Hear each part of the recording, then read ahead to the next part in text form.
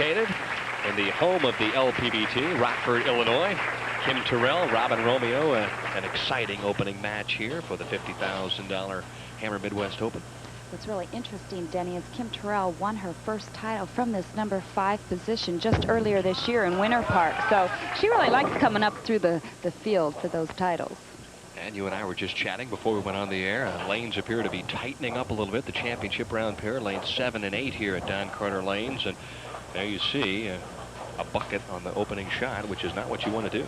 Well, I talked to Gip Lentine, our lane maintenance supervisor, Denny, and he mentioned exactly what the lane conditioning procedures were here tonight. They oiled with a spray gun 28 feet, and they stripped the back ends. But the oil seems to be carrying down now as the players have practice for the past 30 minutes. We should see a breakdown in the condition here about the second or third game, but I think the games could be a little bit low here in the first 2 matches. One of the outstanding adjustment players on the national tour, Robin Romeo. If there's a player that can figure out a tricky pair of lanes, it's Robin. Well, the ever consistent Robin Romeo, really able to play on all types of conditions, either able to go straight up and at him or going away with him a little bit. And the opening shot, she leaves the 4-10 split. Ball went a fraction high and a bit unlucky to leave that. It appears something really distracted Robin as she came off the approach, looked pretty far off to the right.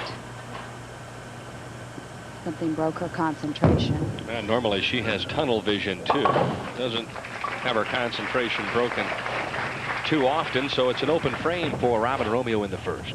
Robin Romeo with that 5-step approach, very low push away. Watch how she pushes the ball down in her second step. She said she's been trying to work on keeping her foot speed up a little bit. Not much of a backswing. Low at the line, very compact game.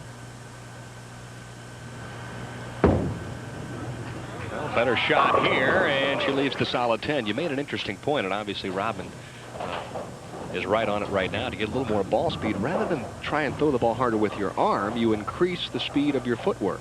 Exactly, Denny. I know that I worked with Fred Borden quite a bit on just that point. In order to pick up your ball speed, you increase your foot speed, and it really seems to help quite a few players out here. Jackie Sellers also worked with Larry Matthews, basically to increase ball speed. And by the skin of her teeth, Robin Romeo picks up the 10-pin, so a spare in the second, and Kim Terrell leads by 11 in the early stages of this first match. A little smile from Robin as we saw her miss a 10-pin just last week in Hammond, Indiana, early in the match. So that one just, like you mentioned, picked up by the skin of her teeth. You could go another year before she misses another one in the championship round. Doesn't happen very often. Light hit. Kim Terrell shakes him loose on lane 8 and continues to lead by 11. Kim, really that classic stylist with that 4-step approach, pushes the ball out on the first step. She's extremely smooth to line, quick release. Watch her release here at the foul line. It's right around her ankle. Sets the ball very short. Super knee bend, just superb follow through.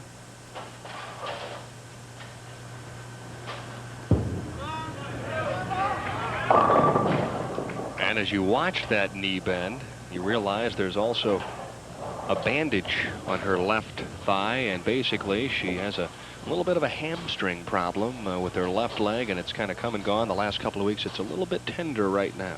Yeah, she mentioned she pulled her hamstring in the practice session in Delaware. She did make the telecast in Delaware, and it really started acting up. She withdrew the next week in Baltimore.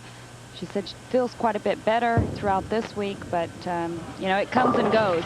Yeah, she said it doesn't really bother me that much when I go to the line. It's when I get back up that it kind of catches me a little bit. So she converts the 3-6-10 and continues to lead by 11 as we're now in the third frame. Anybody that knows or that has pulled a muscle in their own career knows that they can just be a nagging type of an injury.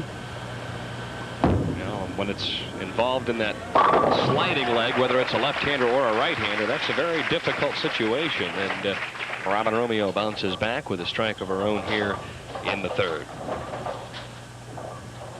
Most of the players playing right around the 7th board to around the 10th board. Wendy McPherson playing a little bit deeper around the 11th or 12th board as You see here, perfect strike, 6-pin knocking out the 10.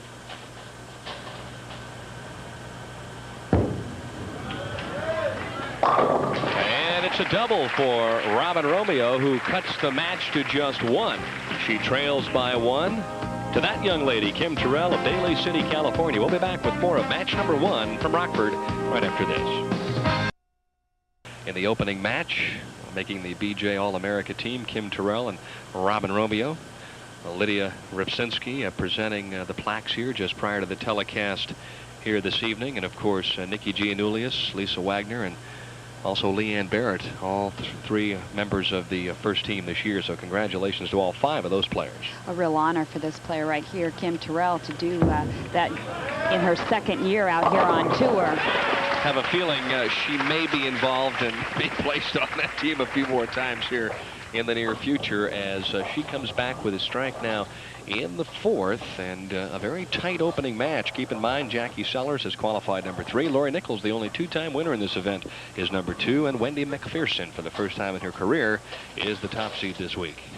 Well, Kim Terrell winning back-to-back titles earlier this year when she won in Winter Park, Florida, and came back to win Clearwater, Florida.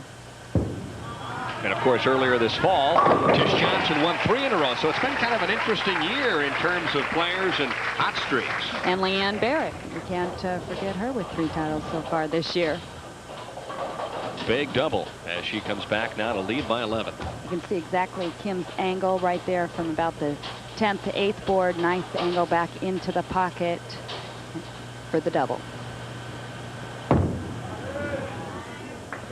Players are starting to heat up. Obviously, they're figuring out lanes 7 and 8 as Robin Romeo has now thrown 3 in a row. And it was funny because last week you and I were talking about the best possible angle to enter the pocket for the best pocket percentage and carry. And I got a lovely letter and a videotape from the good folks at the ABC, American Bowling Congress headquarters. And the best angle of entry is 8 degrees. So remember that the next time you're out there playing.